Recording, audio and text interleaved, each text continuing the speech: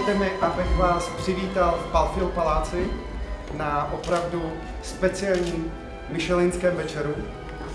Především jménem společnosti Poten & Panen a jménem našich partnerů společnosti Perfect Catering by Philip Seiler a společnosti Palfil Palace pana Romana Řezníčka.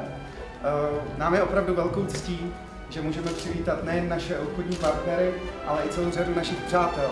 A věřím, že všichni, kteří tady dnes večer sedíme, máme jednu věc společnou, a to je určitě vášeň pro dobré jídlo, pro dobré pití, a ta věřím, že dnes bude naplněna. Já bych využil této příležitosti a jednak bych poděkoval a zároveň přivítal naše vzácné hosty. Tím první je paní Valérie Gilbert-Mouviel, která vyrábí ve Francii, v Normandii produkty ručně dělané hrnce, které z nich můžete vidět. A dnes Janek řekl, že je to taková prodloužená ruka všech michelinských šéfkuchařů, takže je to skutečně taková ikonická kultovní značka. Takže prosím, paní Valérie Mouviel.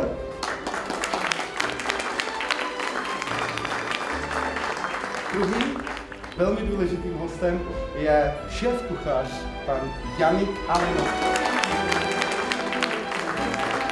Alors, on est à Prague depuis 5 ans avec Poten & Panen, donc c'est un partenariat qui est exceptionnel parce que c'est vraiment de construire quelque chose ensemble et construire des choses ensemble avec des soirées comme celle-ci pour encore mieux connaître le pays. Tout à l'heure on m'a posé la question, est-ce que vous auriez pensé à venir à Prague pour passer un week-end? J'ai répondu naturellement non.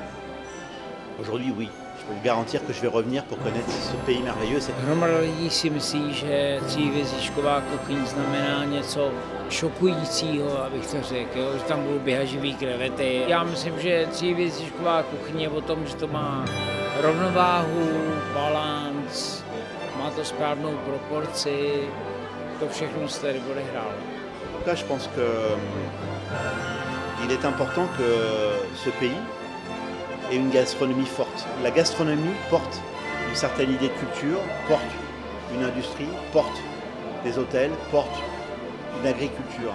Et je pense qu'ici, il y a des richesses formidables. Et je pense que vraiment, les cuisiniers ont un rôle à jouer important dans l'économie du pays et un rôle important à jouer sur l'image du pays. J'ai rencontré vraiment des gens hyper motivés, hyper intéressés, hyper cultivés dans aussi l'amour de la cuisine française. Et ça m'a fait plaisir, on a eu des échanges sur les sauces, sur tout ce qui fait la base de la cuisine française. Et ils connaissent beaucoup de choses. Je pense que c'est important de créer des facilités comme ça. C'est l'Europe. Il n'y a aucun problème pour que les jeunes viennent travailler chez nous. Et je pense qu'on va essayer de leur donner le maximum. Kuchařština je podle mě všude na světě stejná. Já myslím, že my všichni děláme stejnou práci pro stejný důvod, stejného významu. On to dělá prostě na trochu lepší úrovni, než to děláme my. My jsme to chtěli strašně rychle. Já musím říct, že jsem strašně pyšnej na to, že jsem nějakou součástí té změny. Já točím pořady, který mluví o tom, jak je to špatný, ale myslím si, že ten vývoj je správný a nezadržitelný a že se prostě dočkáme. No. Já nevím, jestli já, ale dočkáme se. Être sponsor de Bocuse d'Or dans ces pays, c'est d'être à un début d'une histoire. Faire une soirée comme aujourd'hui, c'est aussi de transmettre la gastronomie française, mais qui pourrait se développer en République tchèque. Ça, c'est passionnant.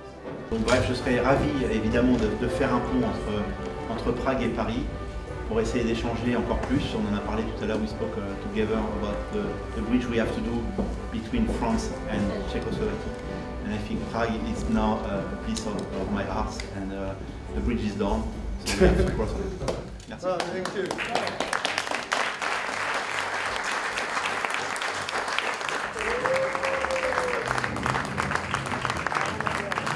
Je to skvělý kluk.